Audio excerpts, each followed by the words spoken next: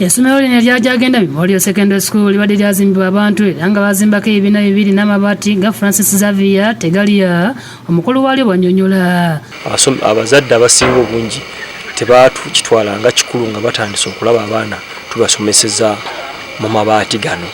Tusuubira nti engeri okuzimba gye kutandise wansi wali omwaka ogujja tusuubira tujja kubeera n'abaana bangi. Ono agamba nti basanyufu olwa gavumenti okubawa essomero lya sekondale mu Ggombolola y'e Bujumba kubanga abaana babadde batambula ngendo okugenda ku ssomero. Basanyufu nti gavumenti yatuwa essomero ate disitulikiti nekkiriza nti community school eno ne bagifuula nga ye seed school eriwo eya Bujumba. Rashid Nsibambi okuva mu Alps Group Limited abali ku mulimu gw'okuzimba essomero agamba nti yadde ng'enkubi abatataganyiza n'olwazi olw'amaanyi balina essuubi nti singa gavumenti neeyanguya ensimbi essomero bajja dimaliriza mu budde.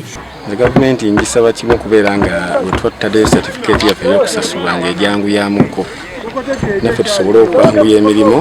Juliet Najjuma Senkolo omubaka wa pulezidenti e Kalangala ategeeza nti abazadde basala essomero lino era nga lyakwementa ensimbi obuwumbi 2 n'obukadde 74. Biriko ebizimbe 18 ebizimbe bigenda okuzimbibwako ekoze classes, lab, ICT n'amayumba g'abasomesa.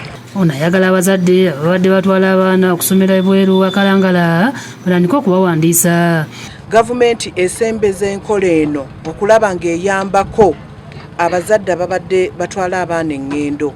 Nseera kino Kalangala erina amasomero ga sekondale 3 gokka okulisa Lwanga Bokasa ne Bishop Dunstan Nsubuga.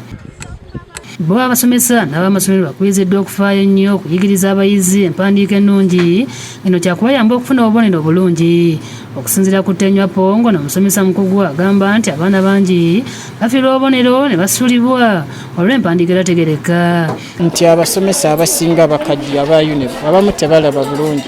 Kakati writing bwebanga terabika bulungi kiba kitegeeza nti omwana oyo agenda kusiba obubonero kubanga ekizamini tajja kufaayo kutegeera mwana yabadde ategeeza ki. Something like that. Okwogera bino aba big babadde bakomekereza handwriting program ng'eno yamaze ennaku 26 amasomero 24 aga primary mu kibiina ekyokuna n'ekyokusatu aga gavumenti. Abatwala kampuni ya big bannyonnyodde ensonga lwaki basalawo okujja n'enteekateeka eno ey'okuyigiza abaana okuwandiika. So we decided that children from P3 and P4 are those we shall target with a program to improve their handwriting.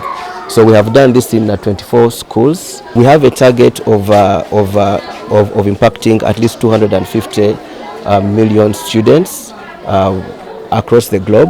Samuel Nkuba ne Samshad Narujja bakusakidde eggulire lino.